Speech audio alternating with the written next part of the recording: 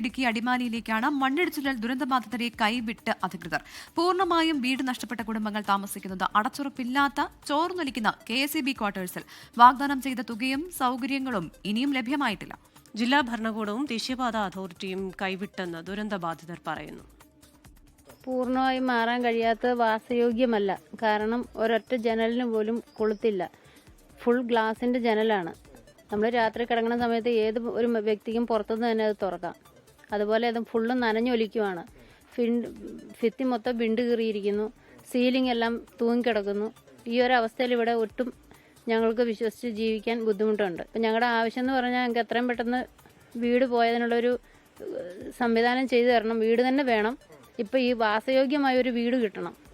ഒരു ക്വാർട്ടേഴ്സ് ആയാലും വാസയോഗ്യമായത് കിട്ടണം. ഇവിടെ ഒരു തരത്തിലും ഞങ്ങൾക്ക് കിടക്കാൻ ബുദ്ധിമുട്ടാണ്. ഞങ്ങളുടെ എല്ലാ ജനലും പള്ളികളെല്ലാം വെച്ച് കെട്ടിവെച്ചേക്കുവാണ്. വിവരങ്ങളുമായി ലാൽകൃഷ്ണനാണ് തൊടുപുഴയിൽ നിന്ന് ചേരുന്നത്. ലാലെ, ഗുഡ് മോർണിംഗ്. അവർ പറയുന്ന ആവശ്യം തികച്ചും ന്യായമാണ്. പക്ഷേ ഈ ദേശീയപാത അതോറിറ്റിയും അധികൃതരും ഒക്കെ അവർ അതിന് മേൽ എന്തുകൊണ്ട് കണ്ണടയ്ക്കുന്നു?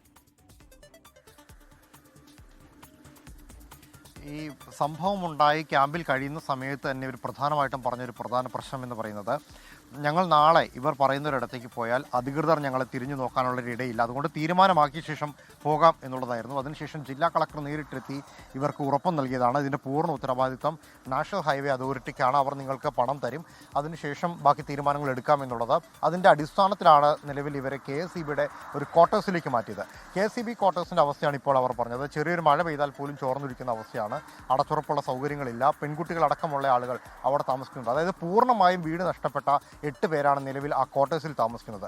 അവർ വാടകയ്ക്ക് പോകാൻ വേണ്ടി മറ്റിടത്തേക്ക് പോകാൻ തയ്യാറായി അഡ്വാൻസ് വരെ കൊടുത്തവരാണ്. പക്ഷേ ആ വാടക കാശ് നൽകാനോ അടിസ്ഥാനപരമായി നൽകാമെന്ന് പറഞ്ഞ ആദ്യത്തെ തുകയായ 12,000 രൂപയോ ഇവർക്ക് ആർക്കും കിട്ടിയിട്ടില്ല. അത് ഈ 8 വീട്ടുകാർക്ക് മാത്രമല്ല, വീടുകളിൽ താമസയോഗ്യമല്ലാത്ത 30 പേർക്കും ഈ പണമൊന്നും കിട്ടിയിട്ടില്ല. ഈ വിഷയം പല കുറി അധികൃതരുടെ ശ്രദ്ധയിൽ കൊണ്ടുവരുന്നുണ്ട്. അവസാനം അവരോട് പഞ്ചായത്ത് മെമ്പർ പറഞ്ഞത്, നിങ്ങൾ വാടക വീട്ടിലേക്ക് പോകരുത് എന്ന് ജില്ലാ കളക്ടർ പറഞ്ഞിട്ടുണ്ട് എന്നുള്ളതാണ്.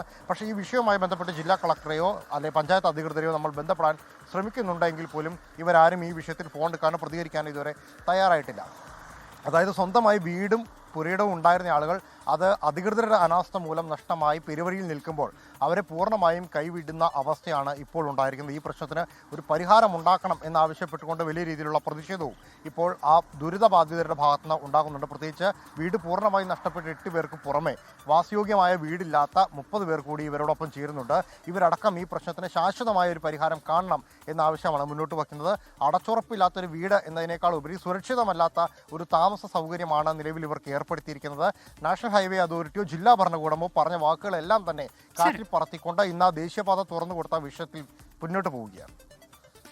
ശരി, ലാൽകൃഷ്ണനാണ് തൊടുപുഴയിൽ നിന്ന് വിവരങ്ങൾ നൽകിയത്. അപ്പോൾ അധികൃതരുടെ ശ്രദ്ധയിലേക്ക് നമ്മൾ ഈ റിപ്പോർട്ട് കൂടി വെക്കുകയാണ്. എന്തായാലും അവിടെ വീട്ടിലേക്ക് പോകാൻ പറ്റാത്തൊരു സാഹചര്യമാണ് ഈ പാവങ്ങൾക്ക്. അപ്പോൾ അവർക്ക് അധികൃതരല്ലാണ്ട് മറ്റാരും ആശ്രയം കൊടുക്കാനില്ല. അപ്പോൾ അത്തരത്തിൽ ആ കൊടുക്കുന്ന ക്വാർട്ടേഴ്സ് എങ്കിലും നല്ല രീതിയിൽ വൃത്തിയാക്കിയൊക്കെ കൊടുക്കുകയായിരുന്നെങ്കിൽ, ഇതൊക്കെ നമ്മൾ പറയുന്നത് എത്രത്തോളം പ്രാവർത്തികമാകുമെന്ന് എനിക്ക് അറിയില്ല. പക്ഷേ എന്തായാലും ഈ റിപ്പോർട്ട് നമ്മൾ അധികൃതരുടെ ഭാഗത്തേക്ക് വെക്കുന്നു. ഉടൻ തന്നെ അവർക്ക് മാറി താമസിക്കാനുള്ള ആ സംവിധാനം ഒരുങ്ങട്ടെ എന്ന് നമ്മൾ പ്രത്യാശിക്കുകയാണ്. ലോകത്തെവിടെയായാലും ഏത് സമയത്തും 24 വാർത്തകളും ഓഗ്മെന്റഡ് റിയാലിറ്റി പാക്കേജുകളും എക്സ്പ്ലെയിനറുകളും വിശദമായി കാണാൻ ഞങ്ങളുടെ YouTube ചാനൽ നിങ്ങൾക്ക് സബ്സ്ക്രൈബ് ചെയ്യാം.